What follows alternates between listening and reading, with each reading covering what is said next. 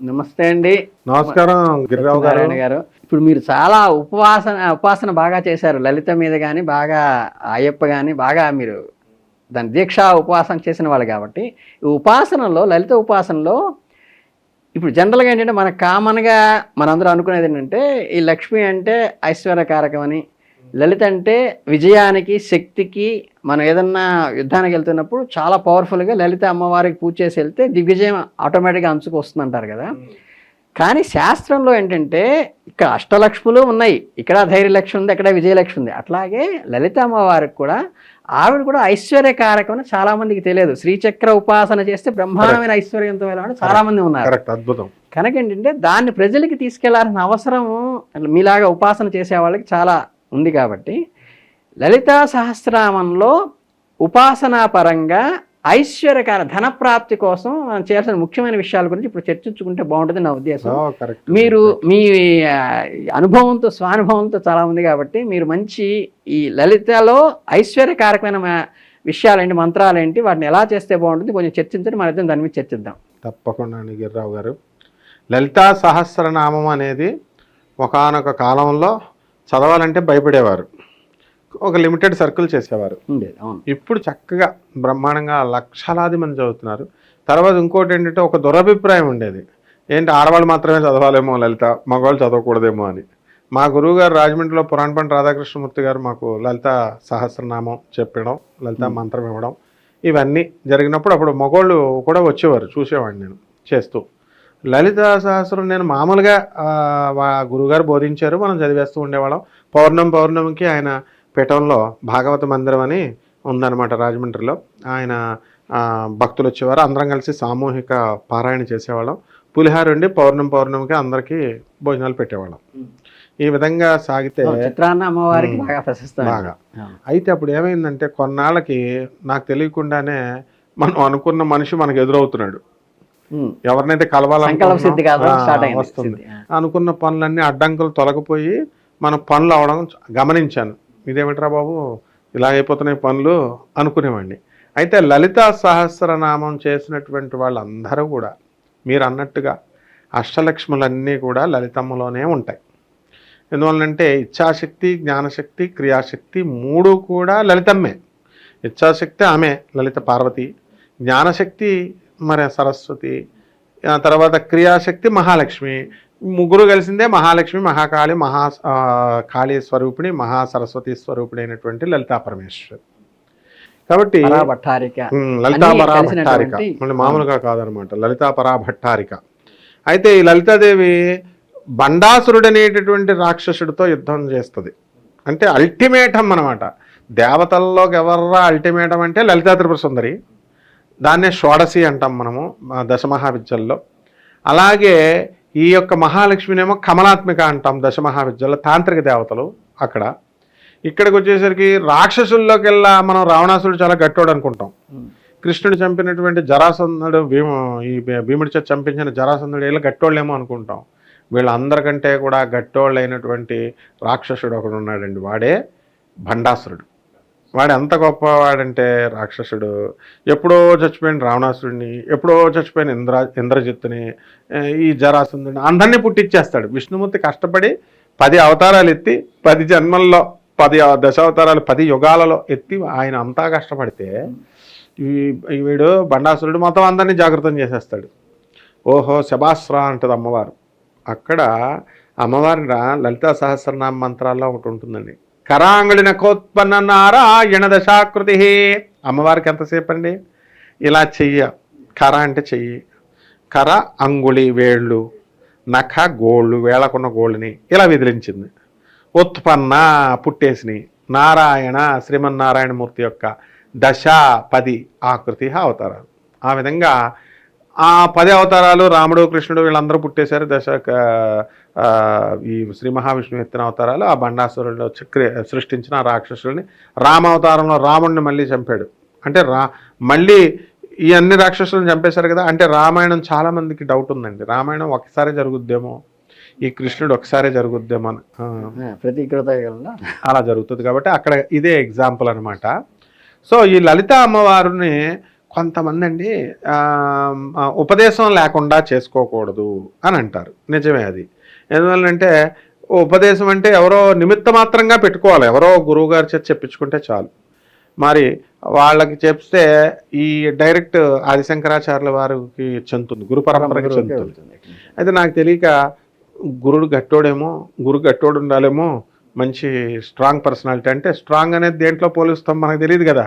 ఇప్పుడు ఫేమస్ అయితే గణపతి సచ్చిదానంద స్వామి గట్టోడు, ఇలాగ డబ్బులు ఎక్కువ ఉన్న వాళ్ళని అయితే గురువులుగా పెట్టుకుంటే అని చాలామంది అనుకుంటారు. అవసరం లేదండి.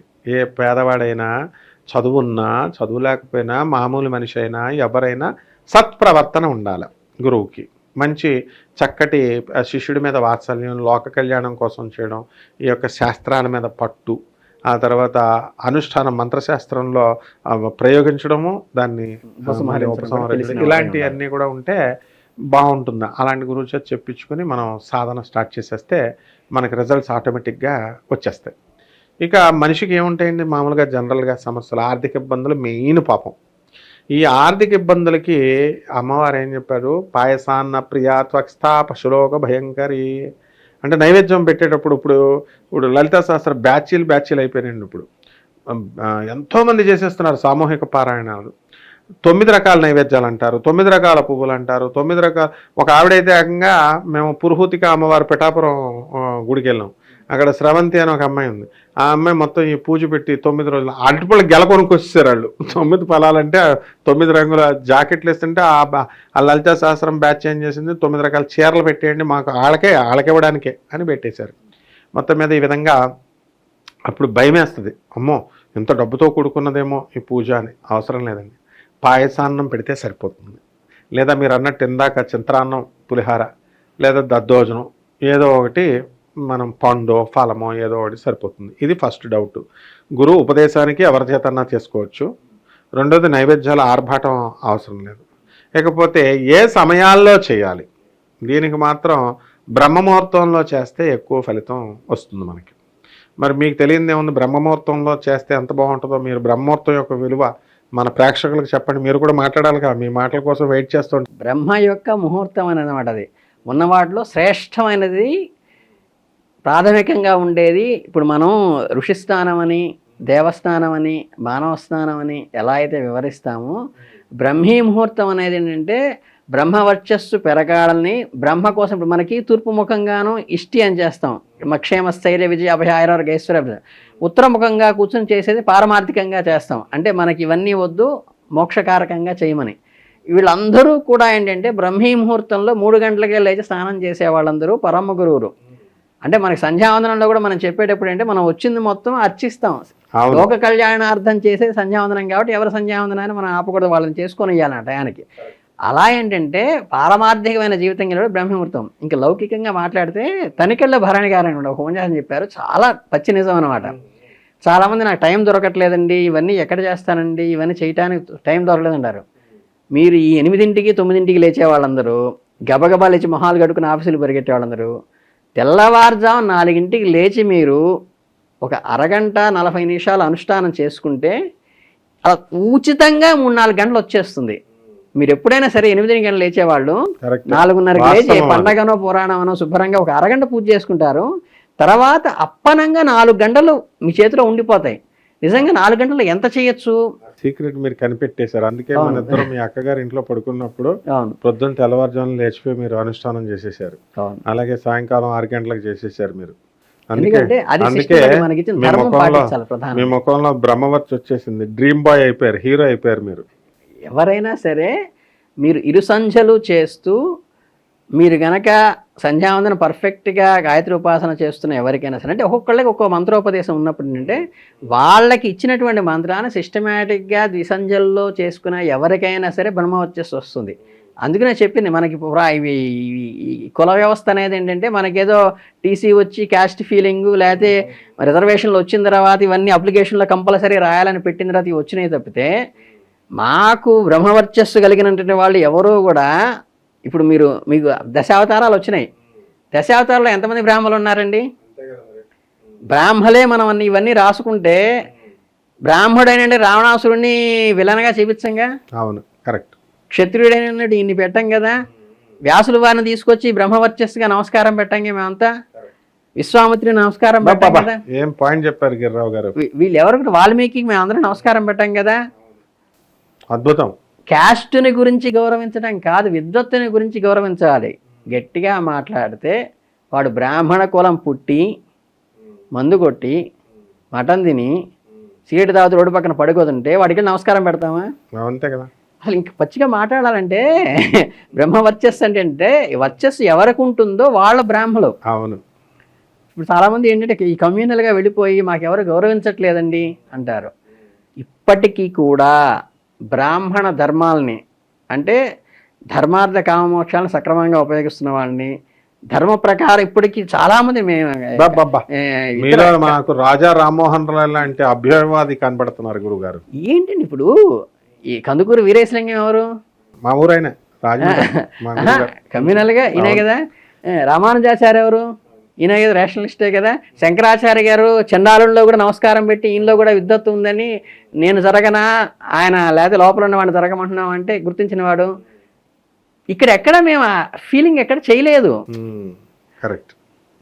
వచ్చేసి పూర్వం నుంచి కాబట్టి ఇప్పుడు మనము లలితా సహస్రం బ్రాహ్మణేతరులు అందరూ చేసుకోవచ్చు. ఇది మనం ఫైనల్ గా వీళ్ళకి మనం సలహా ఇద్దాం. పక్కా చెప్తాం. కాబట్టి ఎందుకంటే దాంట్లో ఎందుకు కొంతమంది రిస్ట్రిక్ట్ చెప్తున్నారంటే ఈ ప్రొనౌన్సియేషన్ పర్ఫెక్ట్ గా రాకపోతే ఇబ్బంది పడతారని. ఈ ప్రొనౌన్సియేషన్ ఎవరికి వస్తుందంటే శాకాహారం తీసుకుంటే వాళ్ళకి వస్తుంది, అంటే నోరు తిరగడం పర్ఫెక్ట్ గా వస్తుంది. కాబట్టి సాత్వికాహారం తీసుకున్న వాళ్ళందరూ కూడా ఇన్రెస్పెక్టివ్ ఆఫ్ క్యాస్ట్ కమ్యూనిటీ సాత్వికాహారం శాకాహారం తీసుకున్నప్పుడు. అయినా గురువుగారు మనిషికి మనం ఇప్పుడు పళ్ళు చూసారా కూరలుగా లేవు. తోడేళ్ళకి కుక్కలకి చూడండి కూరలు ఉంటాయి. అంటే పులి ఇలాగా మనం అలాగా కూరలున్న జంతువులు మాత్రమే వాళ్ళ లోపల ఇమ్యూనిటీ ఇంటెస్టైన్ కూడా దాని నాన్ వెజిటేరియన్ కి సూట్ అయ్యేలాగా ఉంటాయి. తక్కువ ఉంటుంది, మనకేమో పొట్టిగా ఉంటుంది. మన పొడుగు మరి మనం ఇప్పుడు శాకాహారం వెళ్ళి మాంసాహారం తినేసామనుకోండి అదేమవుద్ది, మనమే తొందరగా చచ్చిపోతాం. మాంసాహారం తినడం వల్ల లివర్ మీద ఒక బబుల్ వస్తుంది. స్పైసీస్ ఈ యొక్క ఫుడ్ అంతా కూడా మసాలా ఎక్కువ తిన్నా కూడా బబుల్ కింద వస్తుంది. ఎలాగైతే నీటి బుడగ పేలిపోతుందో ఈ బబుల్ మీద లివర్ మీద ఉండేటటువంటి బబుల్ ఏ క్షణంలో పేలిపోద్ది. అప్పుడేమో తెలుసా అండి, జాండీస్ మనం వచ్చినప్పుడు మనకి ఈ బ్లడ్ ఏమవుద్ది, వర్మిఫామ్ అపెండిసైటిస్ ఆపరేషన్ కూడా చేసేస్తాం. వర్మిఫామ్ అపెండిక్స్ అని కోళ్ళను కోస్తే కందికాయ వస్తుంది. ఆ చేదుకట్టు అంటాం. ఆ చేదుకట్టు ఇలా చితికితే మొత్తం బాడీ అంతా కూడా విషం అయిపోద్ది, చేదైపోద్ది, ఇంకా కూర పడేయడమే. అలాగే ఇక్కడ కూడానండి ఈ బైల్ జ్యూస్ కామెర్లు వచ్చినప్పుడు ఈ బైల్ జ్యూస్ వెళ్ళి బ్లడ్లో కలిసిపోద్ది, అప్పుడు మనిషి చచ్చిపోతాడు. అంటే మనం బ్రాహ్మలంతా కూడా ఎందుకు పాపం చెప్తున్నారంటే ఈ నాన్ వెజిటేరియన్ వద్దని ఋషులంతా ఇందుకోసం. అరే బాబు నువ్వు చచ్చిపోతావు నైనా, ఎక్కువ కాలం బతుకు. ఆకులు మేక చూడండి అది ఆకులు తింటుంది, దానంత ఆరోగ్యవంతమైనటువంటి జీవి. ఇప్పుడు శాకాహార జీవులను చూడండి, ఆవులు, వీటికి రోగాలు వీటికి రోగాలు తక్కువగా వస్తాయి, వచ్చినా కూడా తగ్గిపోతాయి. ఈ లక్షణాల వల్ల మనం ఏం చేయాలంటే అండి లలితా సహస్రనామం చేసేటటువంటి వాళ్ళకి కొన్ని నియమాలు ఉన్నాయండి గురుగారు. అదేమిటంటే పాటించిన వాళ్ళు ఎవరైనా అదేంటంటే బ్రహ్మచర్యం పాటించాల్సిన అవసరం లేదండి. ఒక 41 రోజు అలా ఒక 21 రోజులో దీక్ష తీసుకున్నారనుకోండి అప్పుడు పాటించాలి. నేల మీద పడుకోవాలి అప్పుడు ఆ 40 రోజులు అంతే. తర్వాత డైలీ పారాయణ చేసుకున్న వాళ్ళకి ఈ నియమాలు లేవు. తర్వాత రోజు శుభ్రంగా తలంటి స్నానం చేయాలని ఏం లేదు. మామూలు దీక్ష కింద చేసిన వాళ్ళు మాత్రం చేయాలి. మామూలుగా డైలీ చేసుకునేవాళ్ళు మామూలుగా చేసుకుని శుభ్ర వస్త్రాలు ధరించి. అసలు అమ్మవారండి ఎందువల్ల చేయాలండి అంటే లలితా సహస్రం ఈ పిచ్చోళ్ళండి జనంకి అర్థం కావట్లే. లలితా సహస్రం ఎందువల్ల చేయాలంటే ఇప్పుడు మనం ఎవరికైనా జ్యోతిష్కులం మనకు ఫోన్ చేసి ఒక్కడు శుభం పలకలేడండి. నాకు ప్రతి ఒక్కడు ఫోన్ అని చెప్తాడు, గురుగారు ఏం ఉద్యోగం లేదండి, 10 సంవత్సరాల నుంచి జాబ్ లేదండి అంటాడు ఒకడు. ఇంకొకడు ఏమంటాడు, ఖాళీ అండి, డబ్బులు రావట్లేదండి. అరే బాబు నీ జీతం 2 లక్షలు వస్తుంది కదరా అంటే ఖర్చులు అయిపోతున్నాయండి, నా మొగుడు వదిలేసాడండి, మా మొగుడు నేను కొట్టుకుంటున్నామండి. అన్ని నెగిటివ్లే చెప్తారండి. ఈ నెగిటివ్లు వినడం వల్ల మనకి నెగిటివిటీ వచ్చేస్తుంది. ఎందువల్లంటే ప్రతి మానవుడు కూడా negative energy positive energy attract చేసుకునేటటువంటి స్వభావం ఉంటుంది. అయస్కాంతానికి ఇనుమును ఎలాగైతే ఆకర్షించే శక్తి ఉంటుందో మనకు కూడా మనం నెగిటివ్ మైండ్ ఎప్పుడు చూడండి, అశుభం పలికేటటువంటి వాళ్ళే ఎక్కువ మంది ఉంటారు, వాళ్ళ వెంటే మనకు నెగిటివ్ వచ్చేస్తుంది. అందుకే శుభం భూయాత్ అని శాస్త్రం చెప్తుంది. కాబట్టి వీళ్ళంతా కూడా ఆ నెగిటివ్ వల్ల చాలామంది బ్లాక్ మ్యాజిక్స్ కూడా అట్రాక్ట్ అయిపోతారు. అలాంటి వాళ్ళతో మనం మాట్లాడడం వల్ల బ్లాక్ మ్యాజిక్స్ వచ్చేసి ఆ ప్రేతకళ వచ్చేస్తుంది వాళ్ళ ముఖంలో. ప్రేతకళ వచ్చేసి వాళ్ళంతా కూడా అదొక రకంగా ఉంటారు, వాళ్ళ బాధలన్నీ మనకి ట్రాన్స్ఫర్ చేసేస్తారు. కాబట్టి వాళ్ళ ముఖ కళకళలో కూడా తేడా వస్తుంది, చూసారా. అందుకని ఇలాంటి వాళ్ళ జోలికి వెళ్ళకూడదు, వాళ్ళకి వింటారు. కాబట్టి కంపల్సరీ అటువంటి వాళ్ళందరూ కూడా లలితా సహస్రం చేసుకోవడం వల్ల లాభం ఏంటంటే గురుగారు, మీకు తెలియదేం కాదు, అయితే ముఖ వర్చస్సు మీ ముఖంలోకి అయిపోద్దండి. బ్రహ్మవర్చస్సు వచ్చేసింది మీ ముఖంలో. అయితే ఎలా చేయాలి? ఈ యొక్క లలితా సహస్ర పారాయణ చేయడం వల్ల అమ్మవారు బహుత్ సౌందర్యవతి కదా, అందువలన ఆరా చాలా అందగత్త, మంచి తేజస్సు, ముఖం బ్యూటీ, ఆ తేజస్సు ఓజస్సు అంటాం. ఆ బ్యూటీ వల్ల ఆ వర్చస్సును మనం అట్రాక్ట్ చేసుకుంటాం.